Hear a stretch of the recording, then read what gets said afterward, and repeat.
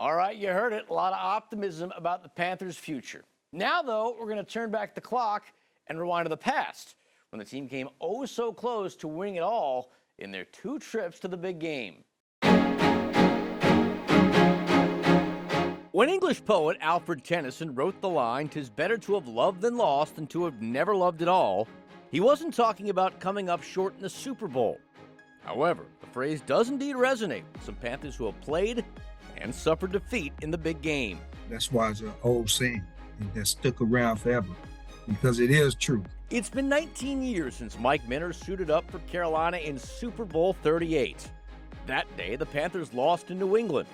12 years later, in 2016, Kurt Coleman and his squad went down to Denver. Much has changed for both men in the years that have followed, yet the memories of the game and the events leading up to it are still crystal clear. I remember the day after the NFC Championship game, we literally had a team meeting that next morning, and it was, all right, you guys have, I think it was 24 hours to decide how many tickets you want, who's traveling with you, and there's just so much information that you're trying to figure out. Decisions, not to mention distractions. It didn't matter who you were on the team, it seemed like everybody was getting attention. And for both former Carolina safeties, it always seemed to be a constant struggle between soaking it all in and keeping their focus on the task at hand. I'm on the stage, Sports Center. I'm like, what?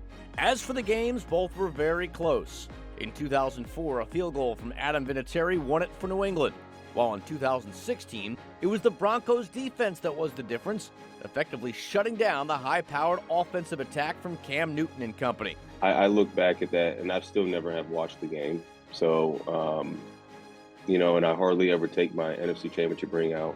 Time clearly does not heal all wounds. There's losses, and then there's losses in the Super Bowl. However, both Minter and Coleman have no regrets about what they did playing for a championship. Minter, in fact, broke his leg in the 3rd quarter, yet played on, never accepting defeat, even in defeat.